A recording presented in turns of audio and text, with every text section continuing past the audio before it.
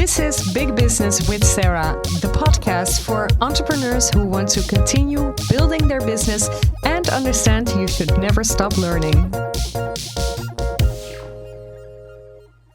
5 steps to kill your next launch. And the first question you might ask me, maybe also what are launches, but that's actually just having a limited time of people to step in. But also the second question I want to answer is, why would you launch your offer? And yes, you can always run your programs or your offer evergreen. Just let it sit there in your little web shop and wait for people to buy. But launching will actually help you create more urgency, and you're actually helping your clients make a decision very soon, which will help them create a better life because of your offer. Some people say launches are draining. Yes, they are if you don't have a plan. And I'm going to talk about all those plans that you can make in these 5 steps to kill your next launch. And if you follow my steps blindly, you can open the champagne and cheers on your next launch. First question I want to ask you is, you hear me say this every episode, and I will repeat this all the time. Is this launch and offer actually serving your ideal clients? And to create your perfect offer, you can check out episode 29. And, because it doesn't, I strongly believe that it doesn't really give you a lot if your offer isn't great for your ideal client. And I see so many people create stuff that is actually coming from what they would like to create, but actually not what their ideal client needs. So go back to episode 29 after listening to this episode on how to do that. The second step I want you to take is, do not rush your launch. Plan your launch ahead of time. So sometimes you might think, oh, you know what, it's April and I really need money. I'm going to launch something. Yes, you can do that, but it's going to cost you a lot of time and energy. You can also just, work with your lead tracker, contact some clients and ask them if they want to work with you. That could also really easily work. But actually having that launch is very public, and I really wouldn't rush that. So when you're planning your launch, I want you to start at the end. So you're working your way back from the doors closed. So for instance, you're creating something and the doors close on September 28th, like my Big Business Mastermind, for instance. And so the doors close then, and then you're kind of counting back every week, starting from now. So from now is, when I'm recording this, is July 20th. You will listen to this recording on August 25th or later. But actually kind of counting back the weeks and plan specific targets per week. So a launch can usually take about 4 to 6 weeks. My Big Business Mastermind launch is about 10 weeks because I love to launch big. So for instance, I just said my doors close at September 28th. And I think I'm launching for about 10 weeks. And because I want, why do I want that? Because I want to add much value, so people really see the value in my Big Business Mastermind, because I'm convinced of it, of course. So I've created different ways on how to do that. So I'm going to Ibiza this in 2 days, and I'm going for a little bit longer than a week, and I will write my entire Your Summer Reset podcast series, and then I will record it once I go back, and then it will be from August 8th till the 14th.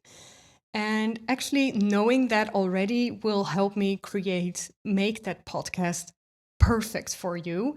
And yeah, you're too late now, I'm sorry, but I will probably come back next year, and I hope that I can say that many people were so happy about it and they loved it, and I will put the reviews on very, very soon, but not now because I don't know it yet. But actually having that planning and already knowing that I'm going to offer you something at the end of the episode is because I have that planning. And my producer told me that he was so impressed because we just recorded a few episodes. He said, oh, I think it's so great that you already know when it's going to be pre-order and doors closed and early bird and wool and all those things.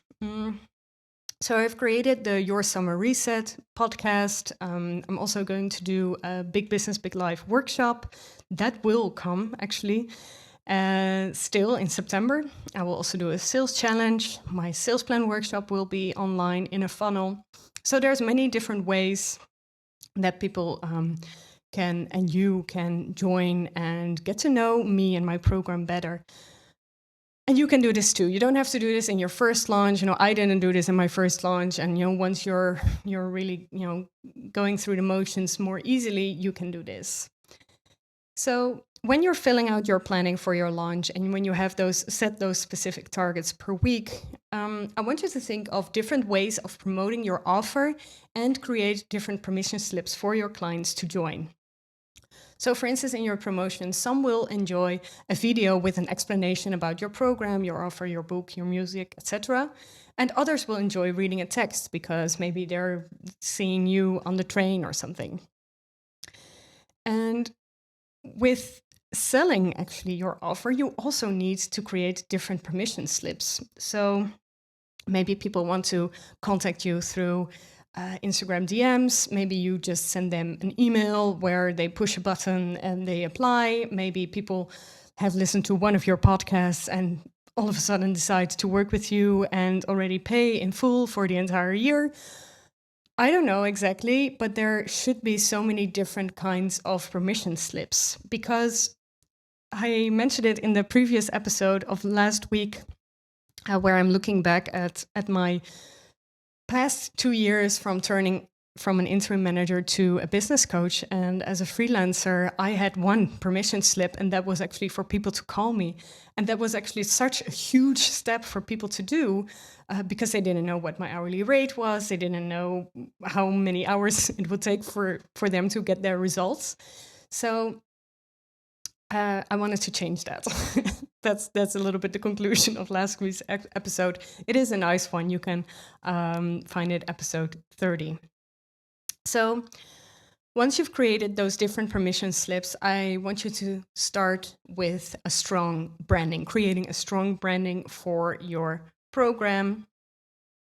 So you can choose your color, maybe multiple colors, create a logo in Canva or ask a graphic designer to help you with this, and choose some photos that represent your offer and the results your clients will get. And you can start writing and repurposing your text. And you can check out episode 26 on how to create, batch, and repurpose your content. All right, so the fourth step is during the launch is do not be afraid to sell every day. This is a reminder, but I'm saying it to you anyways. You are helping people with your offer. So one of my clients sold their merchandise once and said no one bought it.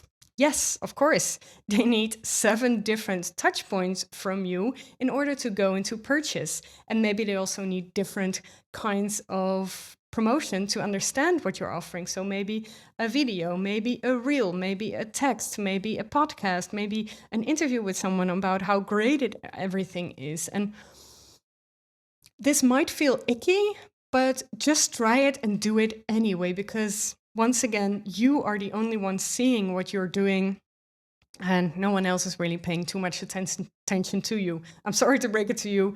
I would if I would be your business coach, but that would be a good sign. But most of the time people miss you or not. And if people are seeing it, your offer or your content more often, then that's great. They're probably your super fans and probably your super hot leads. So why not show yourself a bit more?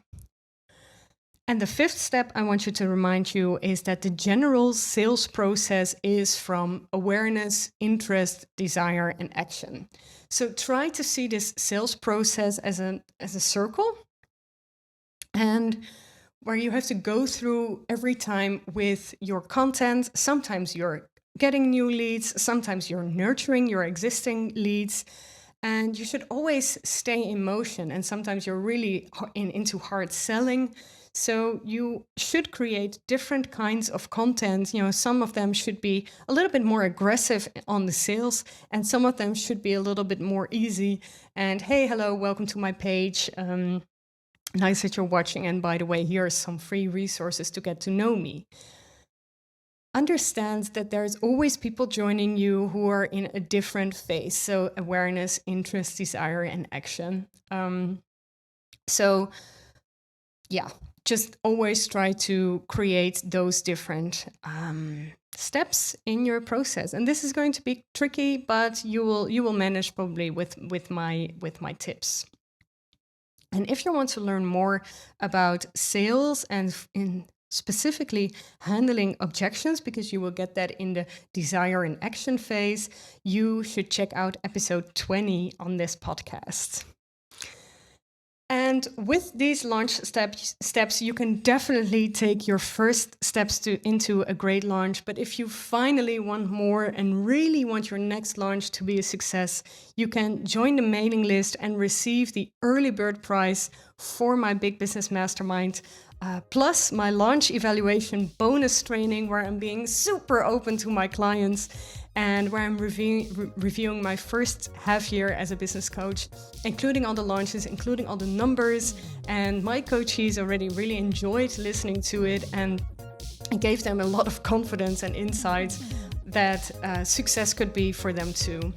And if you've already applied in the pre-order, by the way, you will also receive this bonus, of course. So thank you so much for listening. I would love to help you launch your next product, your next offer, and help you create it and really make this work out for you. And you are onto something big. Follow my podcast for more episodes. And thank you so much for listening.